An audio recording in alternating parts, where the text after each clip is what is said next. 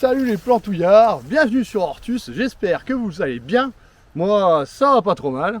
Aujourd'hui, on va se faire une petite méthode sur comment planter des fruitiers. C'est vrai, j'en ai pas trop parlé encore sur la chaîne, mais un petit peu quand même dans mon épisode sur les cerisiers et les châtaigniers, que vous pouvez aller voir. Après, pour l'instant, on va regarder celle-là. Et...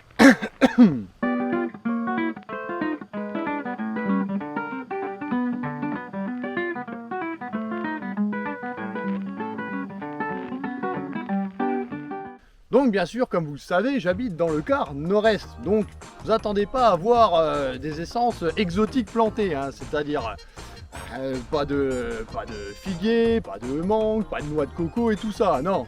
Nous ici, ce qu'on aime, c'est les trucs, tu les fais pousser, et du moment que ça peut aller dans un alambic, c'est bon, ici on aime ça. Jean-Louis Ladiol, c'est un médicament ou pas? Ah, moi, c'est un médicament, oui. Donc du coup on va se faire une sorte de tuto, même si j'aime pas trop ce mot là, je préfère le mot méthode, mais il sera peut-être dans le titre quand même parce que YouTube aime bien ça. Et nous allons avoir aujourd'hui du poirier, de la prune Reine Claude et de la pomme. Je vais déjà faire le petit point légal, parce que c'est toujours bien de faire un petit point légal. Alors le petit point légal déjà avant de savoir si vous pouvez planter un fruitier ou tout autre arbre chez vous. Je tiens ça de Service Public France. Valeur sûre. Parce que c'est notre projet. Vous pouvez planter un arbre de plus de 2 mètres à condition de respecter une distance minimale de 2 mètres jusqu'à la limite séparative de la propriété voisine. Est-ce que c'est le cas ici? Oui. Voilà, c'était le petit point juridique. Donc oui, en général, les fruitiers, ça se plante à l'automne, à partir d'octobre, jusqu'à temps que le sol soit trop gelé pour permettre de creuser. Vu que c'est des plants en conteneur, comme ça, et pas en racines nues, on peut, du coup, les planter presque toute l'année. Il y a des gens qui en plantent au printemps, par contre, faut arroser à fond après.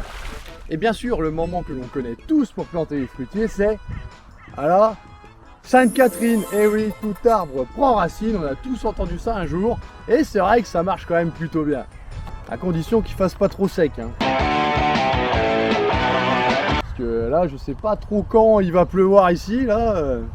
Samedi. Samedi, hein. On verra. Déjà, les fruitiers, il y en a de plusieurs tailles, et avec justement des tailles aussi de formation différentes. Ceux que nous avons ici, ce sont la taille dite quart de tige, ou quenouille aussi, on appelle ça quenouille. As-tu vu les quenouilles? Mais vous avez la demi-tige et la tige qui est encore plus grande. La taille faite ici s'appelle la taille dite en gobelet, c'est-à-dire avec plein de branches qui partent un peu partout comme ça. Mais on peut aussi trouver des tailles en cordon qui suivent plutôt un peu comme une vigne si vous voulez. Ou aussi la taille en espalier, celle qu'on voit souvent pour les jardins assez petits. Oui, c'est vrai que la taille en espalier, on met pas ça dans un verger en général parce que bon, c'est pas très productif, c'est plus pour les jardins où il n'y a pas beaucoup de place. Donc là nous avons un pommier bec de Boskop, une variété assez classique mais assez productive. Après les variétés de pommiers, il y en a des stères. Ça se dit pas le ster, le pommier. Ah bon?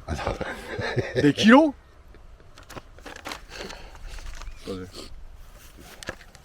Après les variétés de pommiers, il y en a des kilos. J'ai noté le nombre exact. À 20 000. 20 000, il y en a 20 000. Il y en a 20 000, si tu en manges une par jour, il te faut 55 ans pour bouffer toutes les variétés de pommes. J'espère que vous avez le temps les gars. Après on trouve pas mal aussi de variétés anciennes qu'on trouve pas dans le commerce, c'est vrai. Moi par exemple j'aime beaucoup la transparente de Concrède, qui est vraiment très très bonne. Allez. Moi, je fais des pommes. Ah oui, c'est bon les pommes pour la santé. Mais bon là ça va être de la bec de Boskop. J'ai aussi d'autres variétés, donc de la Granny Smith et de la Gala, qu'on plantera plus tard, peut-être pas aujourd'hui. Si. Après aussi le truc avec les pommiers, c'est qu'il faut bien vérifier les variétés qui sont compatibles en termes de floraison pour avoir une meilleure production. En général c'est indiqué, et par exemple la Granny Smith, la pomme verte, est une très bonne pollinisatrice qu'il faut avoir assez proche, c'est vrai. Mais en général tout est indiqué sur l'étiquette du fournisseur, ils mettent toutes les variétés compatibles, c'est normal. Et sinon, il faut des tuteurs, de l'engrais de fond, des liens plastiques ou en caoutchouc, peu importe, un sécateur, de quoi creuser bien sûr, et un seau, ça peut être pratique. Quand on achète des fruitiers dans le commerce, ils sont pas toujours méga bien taillés, hein. Des fois, bah voilà, il y a des trucs qui vont de partout. Et avant de les planter, il est préférable de faire une petite taille. Donc c'est plutôt simple, hein. On prend un... Le mieux, c'est une lame propre, hein, bien sûr. Hein. Si c'est un vieux sécateur, le mieux, c'est de désinfecter un coup la lame à l'alcool. Ça évitera d'attraper tout ce qui est maladie, genre chancre, etc. Et ce qui est important, toujours tailler sur un bourgeon qui sort de l'arbre. Comme celui-là, pas tailler sur un bourgeon qui rentre dans l'arbre. Non, ça c'est pas cool ça. N'hésitez pas à raccourcir un petit peu, hein, c'est pas grave, de toute façon il reprendra du volume. Hein. Et certains retirent même tous les petits rejets en bas comme ça, qu'ils trouvent pas spécialement intéressants. Moi je les laisse parce que bon, hein, on n'est pas des barbares non plus. Pareil, aussi bien faire attention aux points de greffe. Et oui, la plupart des fruitiers qu'on trouve dans le commerce, même quasiment tous, sont greffés. Et voilà, on leur perd grâce à ce petit bourrelet, ce qui améliore leur rusticité et aussi leur productivité. Donc faire attention à ne pas enterrer ce point-là, hein, dans toujours celui-ci au-dessus du sol, car le porte-greffe pourrait rejeter et en général, le greffon meurt. Et oui, c'est pas ce qu'on veut. C'est parti pour la plantation. Donc une fois que le trou est fait, bien sûr, que la motte est bien abîmée, n'hésitez pas à mettre un petit peu d'engrais de fond. Et moi j'utilise la corne broyée parce que je trouve que ça marche bien, c'est un engrais à diffusion lente qui va se libérer dans le sol pendant tout l'hiver et nourrir votre plante dès sa reprise. Tout ce qui est bio ça fringue. Hein. Donc on en met au moins 3 bonnes poignées. Hein. On n'hésite pas trop.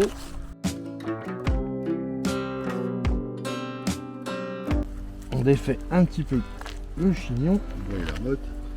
Voilà.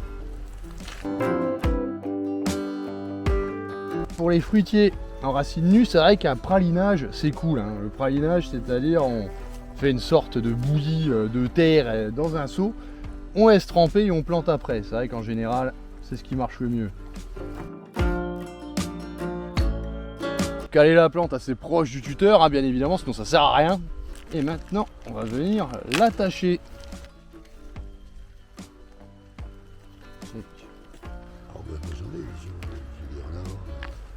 Il reste plus de garenne. Ouais. C'est du héron. Avec le chevreuil. Le chevreuil ça bouffe tout. Hein. Donc il y a des protections qui existent hein, pour le chevreuil. Hein. C'est des sortes de grillages en caoutchouc qu'on met autour du tronc. Mais j'en avais pas sous la main malheureusement. Mais ça peut être ajouté ultérieurement. Une autre protection, c'est 2 trous. J'ai bien fait.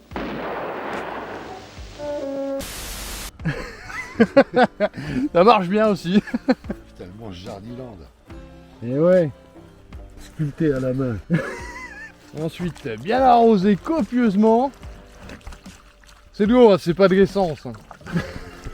En plus, il y a des beaux vers de terre tout neufs. Bien retassés surtout. Voilà, vers le tronc. Hop, hop.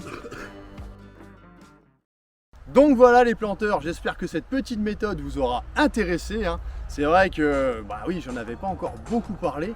Et bah moi c'est comme ça que je fais. Hein. Donc après c'est vrai qu'il y a plusieurs méthodes, il y a des gens qui préfèrent les racines nues, il y a des gens qui préfèrent en conteneur comme moi. Mais bon, chacun sa méthode et vous avez la mienne. Donc comme d'habitude, n'hésitez pas à vous abonner, bien sûr, à mettre un petit pouce bleu, ouais, ça fait plaisir, et à mettre un petit commentaire sous la vidéo, ça améliore beaucoup notre visibilité, et ça fait plaisir. Même si vous dites des conneries, hein, moi je m'en fous. Ouais. Et sur ce, bah, je vous prépare une vidéo assez grosse hein, pour la prochaine, donc je sais pas trop quand est-ce qu'elle sortira, il y aura peut-être d'autres choses avant, mais bah, je vous dis à la prochaine, portez-vous bien, et on se retrouve bientôt j'espère. Salut!